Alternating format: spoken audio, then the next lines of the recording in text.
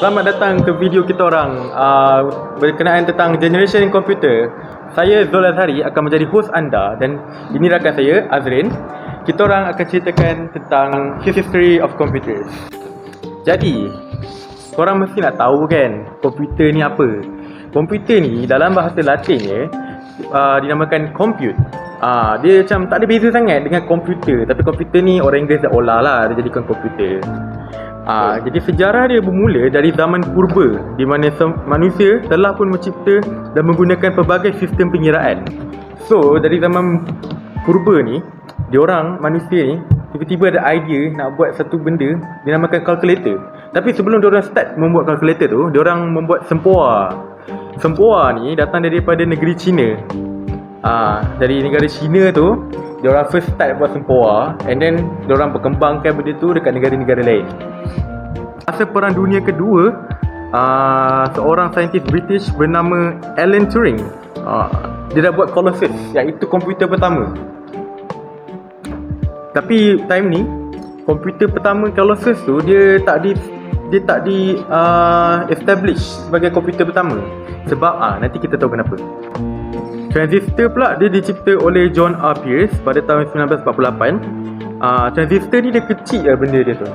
Dia lagi kecil daripada vacuum tu. Tapi pada masa ni dia tak diasaskan lagi sebab transistor ni berada di dalam generasi kedua.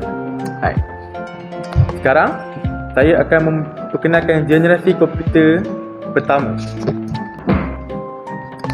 Komputer generation pertama 1946 hingga 1954. Rin, kau rasa generasi pertama ni komputer dia besar ke kecil?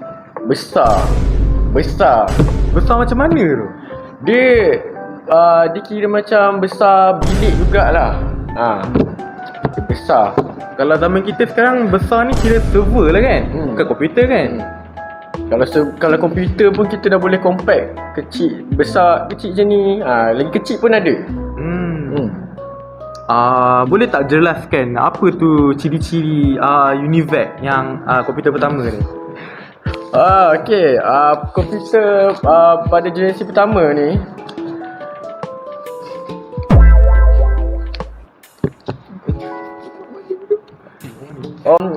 dia elektronik dia kebanyakan dia gunakan vacuum tube yang besar tu. Sebab tu saya cakap tadi, dia komputer pertama, generasi pertama ni, dia besar, dia boleh sebesar bilik tu lah. Boleh muat satu bilik tu. Dia tak boleh muat dalam bilik kecil, dia memang besar. Betul. Okey, program yang dibuat pada dalam bahasa mesin, machine language, di mana programnya disimpan dalam memori komputer. Betul lah. Saya rasa itulah banyak lah ciri-ciri dia. Artinya lebih tu bisa tu Google kot. Dan lain-lain. Okey, kita orang akan perkenalkan generasi kedua. Kenapa? Tertanya tak korang? Kenapa pada generasi kedua? Kenapa tak kekal dia dengan generasi satu? Sebabnya ni, bila generasi satu, UNIVAC satu tu dia besar. Takkanlah korang nak komputer besar-besar kan. Jadi generasi kedua ni diorang buat kecil sikit. Pada tahun 1955 hingga 1964, transistor menggantikan tabung vacuum di televisyen, radio dan komputer. Dia pada zaman ni baru habis Perang Dunia Kedua. So komputer ni dia tak disarankan untuk orang-orang biasa lagi. Jadi komputer generasi kedua ni komputer yang sepenuhnya menggunakan transistor dan diod. Ciri-ciri transistor ni, dia menggantikan tube vacuum lah. Itu yang paling utama. Dia daya ketahanan transistor ni lagi baik. Dia tak cepat mudah terbakar. Cara baru menyimpan ingatan juga diperkenalkan, iaitu teras magnetik. Yang magnetik ni, dia transistor ni merupakan medium pertama magnetik ni. Sebab zaman sekarang kalau tahu kan, RAM, ROM dia ada jenis magnetik kan.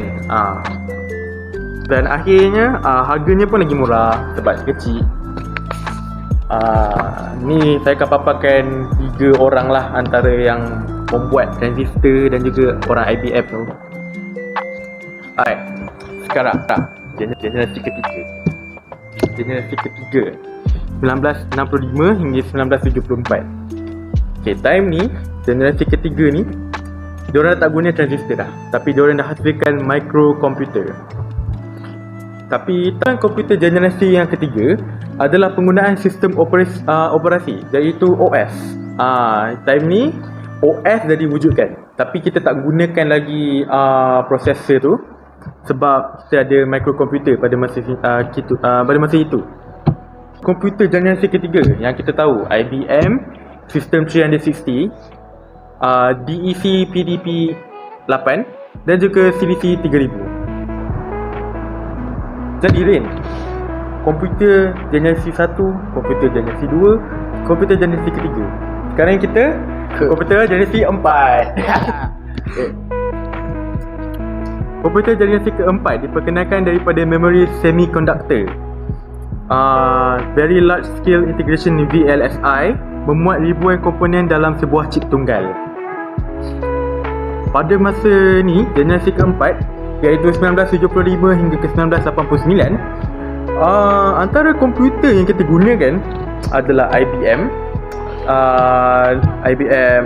PEC-80, IBM S36, Honeywell 700 dan Brock 600. Generasi kelima daripada 1990 sampailah ke sekarang, dia merupakan komputer impian masa depan. Jadi generasi kelima ni iaitu komputer yang diidamkan dari zaman dulu lagi. Antara orang yang terkenal lah buat IBM ni Bill Gates, Steve Jobs buat Macintosh, takkan tak tahu.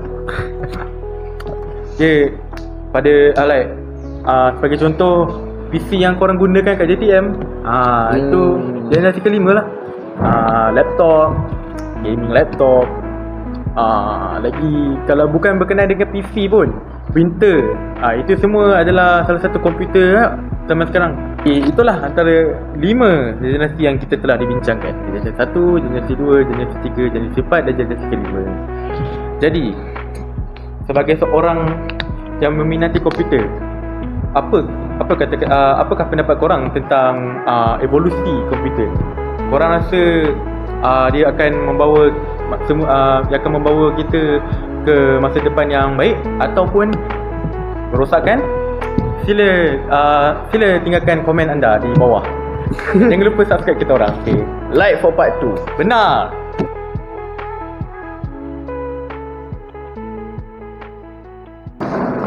Aku tak tekan butang record kan. Ya. Tak juga bodoh. Rekod. Okay.